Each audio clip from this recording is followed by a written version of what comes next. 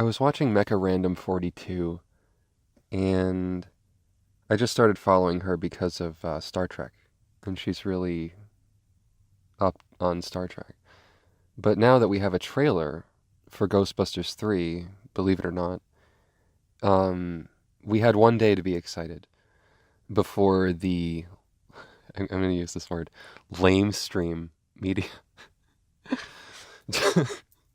jumped down fans' throats for um, not enjoying the 2016 remake. And I need to stress that the vast majority of actual Ghostbusters fans that are 35 or older, if they didn't enjoy that film, it's because it's a remake. It's because it throws Bill Murray out a window and it shoots the Ghostbusters logo in the dick at the end. It's very disrespectful to the brand, not to men. And I'm a fan of Kristen Wiig.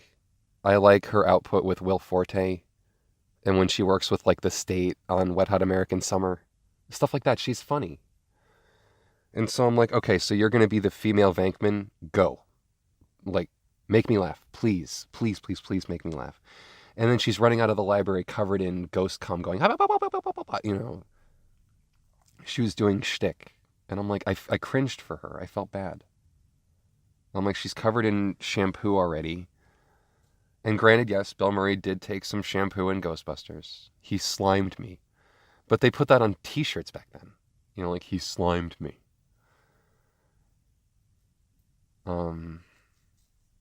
He made that moment work where it wasn't just about, like, I'm covered in ghost cum, but whatever. There's that contrast between the two. Like, I'm not saying it's Lawrence of Arabia, but the first Ghostbusters had class, in a way. They wouldn't make queef jokes. As Mike Stacklasa points out on Red Letter Media, he's like, the queef jokes just don't really belong in Ghostbusters. It's a PG, it used to be. They would shoot for a PG. They shot for like a Saturday morning cartoon. Sorry. And in a way, we would not have the sequel, the first sequel, Ghostbusters 2, without the success of the real Ghostbusters cartoon. And that's why the movies even softened up a bit and became more like the cartoons where Slimer lived with them and Louis Tully's a Ghostbuster now so he can have an action figure. And Janine is in love with him for some reason, so you can make the action figures kiss. And you're like, oh, Janine, I love you. Oh, Charlie, I Louis Tully, I love you. Like, but what about Dana Barrett? Who cares?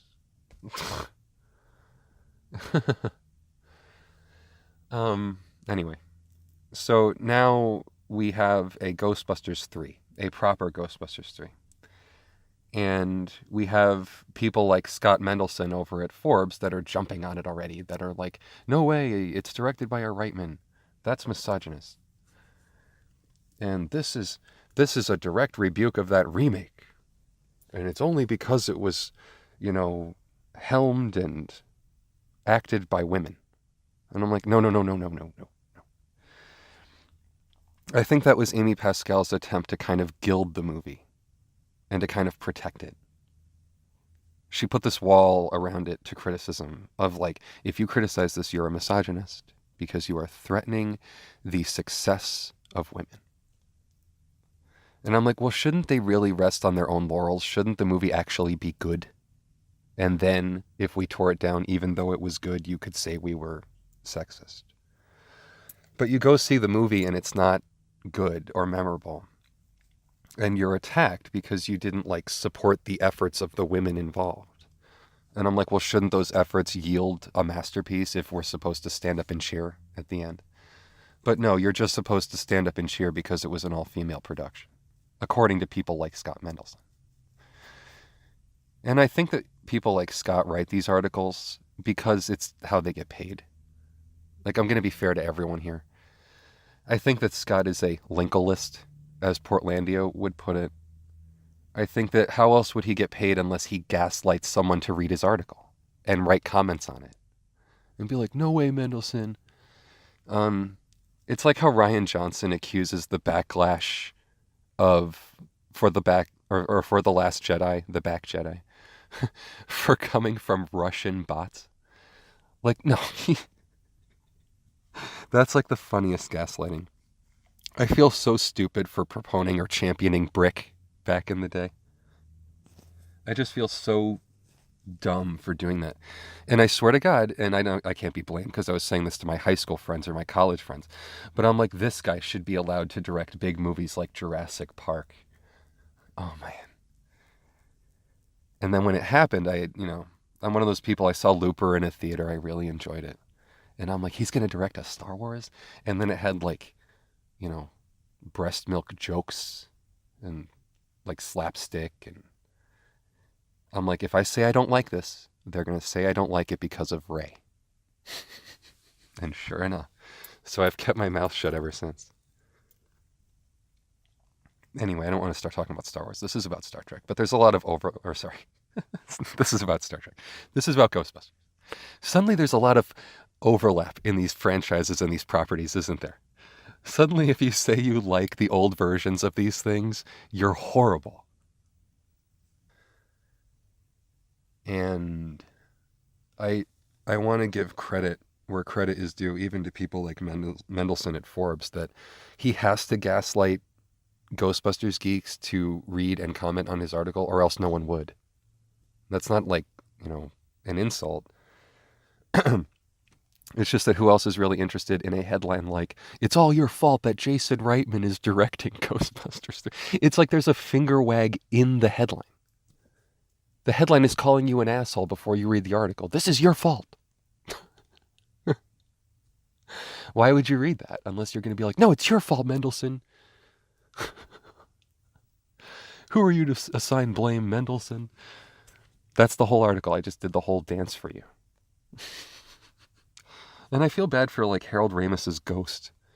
It's like, no offense to him or his family, but man, he's the only one that has no say here. He doesn't get to speak up and be like, you're all ridiculous. It's Ghostbusters. This is not supposed to be the battle of the sexes. It's it's fucking Ghostbusters. It's a bunch of exterminators with lightning backpacks that chase around goopy, goofy looking shit. And we played it for hours when we were boys. We dressed up like them for Halloween. We had the backpack with this piece of foam that you wiggled around like it was lightning. And we had a trap on wheels that would open up with a little chute of air. And we had like a fully functioning Ghostbusters dollhouse with a fire pole that would take your little guy up and down. We were obsessed with just like, they have lightning backpacks.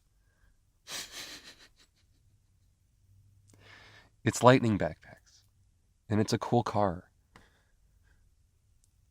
And it's like saying just the right clever thing to your friend in that moment. I don't know. I really hope the next Ghostbusters is good.